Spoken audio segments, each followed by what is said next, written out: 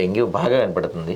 So ఫైనల్గా అంటే ఒక 3 విషయాలు అంటే ఏ స్టేజ్లో హాస్పిటల్ అడ్మిట్ అవ్వాలి, మీరు ఇందాక చెప్పారు ఆ టైంలో ఫుడ్ తీసుకోవాలి అని, ఏం ఫుడ్ తీసుకోవాలి, డెంగ్యూ నుంచి రికవర్ అయిన తర్వాత ఏం ఫుడ్ తీసుకోవాలో కొంచెం చెప్తారు. బేసిక్ థింగ్ ఏంటంటే హై గ్రేడ్ ఫీవర్ రాగానే టెంపరేచర్ కంట్రోల్ చేసుకోవడం ఫస్ట్ ఇంపార్టెంట్.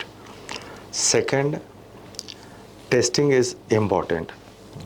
ఇప్పుడు చలి పెడుతూ జ్వరం వచ్చింది, బాడీ పెయిన్స్ ఉన్నాయి, తలనొప్పి ఉన్నాయి, ఇదాంటి వీక్నెస్ అనిపిస్తుంది అంటే second day or third day ఉంటుంది ఇది.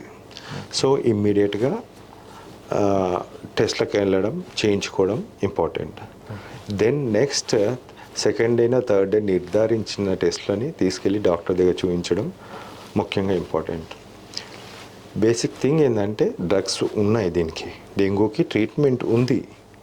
మీరు ఏది ఎక్కడైతే ప్లేట్లెట్స్ 2 లక్షలు కానీ 3 లక్షలు ఉన్నదో అక్కడి నుంచి కింద పడిపోకుండా ఆ డెంగ్యూ వ్యాధిని, డెంగ్యూ వైరస్ని చంపే మందులు ఉన్నాయి. అది వాడినట్టయితే అక్కడికి మనకు ఫుల్ స్టాప్గా you can go back to the normal stage. లేదు ఇంకా మీరు హాస్పిటల్లో జాయిన్ ఎక్కింది పడిపోయినాయి అని చూసుకుంటూ ఉండేదానికన్నా సరి అయిన డైట్ వాడండి.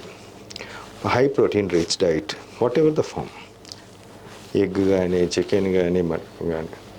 అనవసరమైన చెత్త ఈ పపాయ జ్యూస్ అంటారు, నీమ్ జ్యూస్ అంటారు, ఇంకా కివీ జ్యూస్ అంటారు, ఇవన్నీ కాదు. First high protein diet, fever management, high protein diet and the medicine. మీకు ప్లేట్లెట్స్ అస్సలు పడవు.